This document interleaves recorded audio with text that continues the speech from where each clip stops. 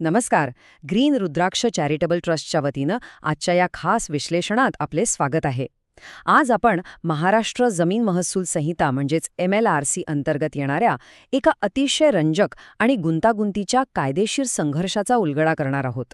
हा वाद फक्त दोन व्यक्तींमधला नाहीये, तर चक्क मुंबई उच्च न्यायालयाच्या दोन वेगवेगळ्या न्यायपीठांमधला आणि कायदेशीर दृष्टिकोनांमधला आहे. चला तर मग थेट विषयाला सुरुवात करूया. आजच्या विश्लेषणाची रूपरेषा अगदी थोडक्यात सांगायची तर आपण जमिनीच्या वादाची कोंडी, जुने आणि नवे कायदेशीर दृष्टिकोन, कायद्यातील अनपेक्षित कलाटणी, विलिनीकरणाचा नियम आणि यावर सर्वोच्च न्यायालयाचे निर्देश काय आहेत हे सगळं टप्प्याटप्प्याने समजून घेणार आहोत. तसेच शेवटी नागरिकांसाठी काही महत्त्वाच्या टिप्सही असतील. तर पहिल्यांदा बघूया जमिनीच्या वादाची कोंडी. एक साधा वाटणारा जमिनीचा वाद एका मोठ्या कायदेशीर लढाईत कसा बदलतो हे इथे बघण्यासारखं आहे. आता अशी कल्पना करा, कोणीतरी जमिनीच्या वादावर अपील दाखल करताय, पण तेही खूप उशिरा, आणि महसूल अधिकाऱ्याने हा उशीर म्हणजेच विलंब माफ केला. अशा वेळी जो नागरिक या निर्णयामुळे बाधित झालाय तो या विलंबाच्या माफीला लगेच आव्हान देऊ शकतो का? हाच तो कळीचा प्रश्न आहे ज्यावरून न्यायालयांमध्ये मोठे मतभेद सुरू झाले. आता वळूया दुसऱ्या भागाकडे, म्हणजेच जुन्या दृष्टिकोनाकडे. पूर्वीच्या न्यायमूर्तींनी या सगळ्या गुंतागुंतीकडे नेमकं कसं पाहिलं होतं ते जाणून घेणं खूप रंजक आहे.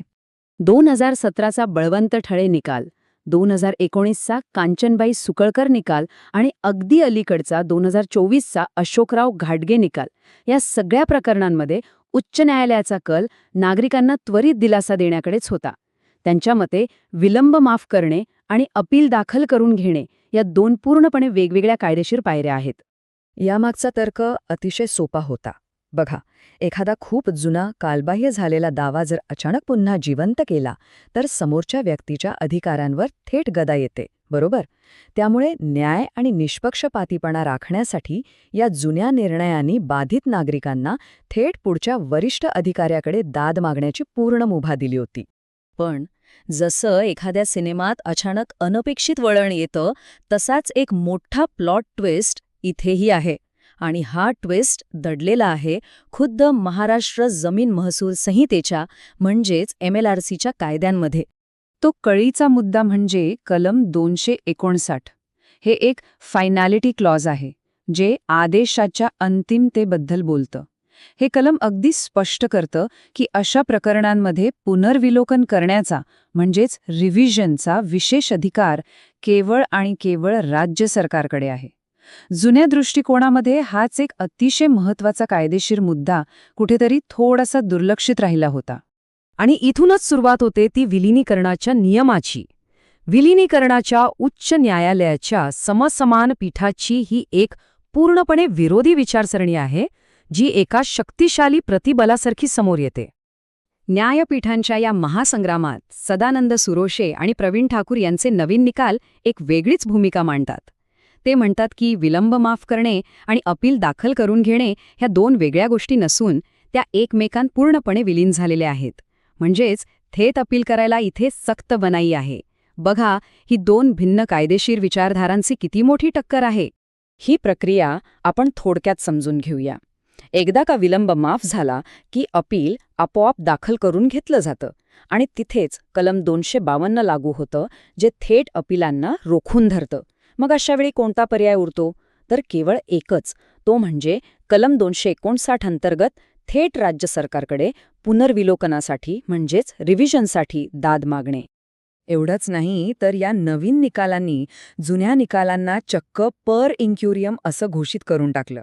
आता पर इंक्युरियम म्हणजे काय? तर सोप्या भाषेत कायद्याच्या अज्ञानातून दिलेला निर्णय.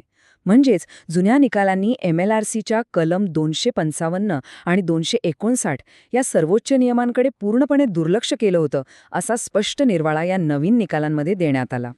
बरं, जेव्हा उच्च न्यायालयाच्या दोन पीठांमध्येच असा मोठा संघर्ष निर्माण होतो, तेव्हा सुव्यवस्था प्रस्थापित करण्यासाठी कुणाला तरी पुढाकार घ्यावाच लागतो. आणि इथेच भारताचे सर्वोच्च न्यायालय अंतिम लवाद म्हणून समोर येते. सुंदरदास भाटीच्या प्रकरणात सर्वोच्च न्यायालयाने कायदेशीर निश्चिततेबद्दल एक अत्यंत महत्त्वाचा नियम प्रस्थापित केला होता. न्यायाधीशांचे प्रमुख कर्तव्य काय आहे? तर कायद्यात निश्चितता आणि सुस्पष्टता आणणे. कायदा असा असायला हवा की तो सामान्य माणसालाही समजेल आणि त्याचा अंदाज बांधता येईल. त्यामुळे सर्वोच्च न्यायालयाचा एक स्पष्ट निर्देश आहे की जर एखाद्या न्यायमूर्तींचे समान अधिकार क्षेत्र असलेल्या दुसऱ्या न्यायमूर्तींसोबत मतभेद असतील तर ते त्यांचे निर्णय परस्पर रद्द करू शकत नाहीत. तो वाद मोठ्या खंडपीठाकडे पाठवला गेलाच पाहिजे. हा एक अत्यंत महत्त्वाचा न्यायालयीन शिष्टाचार आहे ज्यामुळे कायद्यातील स्थिरता टिकून राहते. आता वळूया आपल्या शेवटच्या आणि सर्वात महत्त्वाच्या भागाकडे, नागरिकांसाठी मार्गदर्शक तत्वे. ग्रीन रुद्राक्ष चॅरिटेबल ट्रस्टच्या वतीनं या संपूर्ण गुंतागुंतीच्या कायदेशीर लढाईचा एक सोपा आणि व्यावहारिक अर्थ आपण समजून घेऊया. जमिनीच्या नोंदींचे व्यवहार पाहणाऱ्या प्रत्येकासाठी हे जाणून घेणं अतिशय महत्त्वाचं आहे की जर एखाद्या मालमत्तेविरुद्ध उशिरा आलेलं अपील स्वीकारलं गेलं तर कायदेशीरदृष्ट्या सर्वात सुरक्षित मार्ग कोणता. सध्याच्या घडीला कनिष्ठ अधिकाऱ्यांकडे अपील करण्यापेक्षा कलम 259 अंतर्गत थेट राज्य सरकारकडे पुनर्विलोकनासाठी अर्ज दाखल करणं हाच एकमेव सुरक्षित मार्ग आहे. जुन्या प्रकरणांमध्ये कदाचित एक सोपा आणि जलद मार्ग दिसत असला तरी सदानंद सुरोशे आणि प्रवीण ठाकूर यांच्या निकालांमध्ये नमूद केलेल्या या विलीन प्रक्रियेवर अवलंबून राहणे जास्त योग्य ठरेल. कारण यामुळे आपलं अपील केवळ तांत्रिक आणि प्रक्रियात्मक कारणांवरून फेटाळलं जाण्यापासून वाचेल. कायद्याने आखून दिलेल्या या मार्गांवरूनच चालणं ही आता काळाची गरज बनली आहे.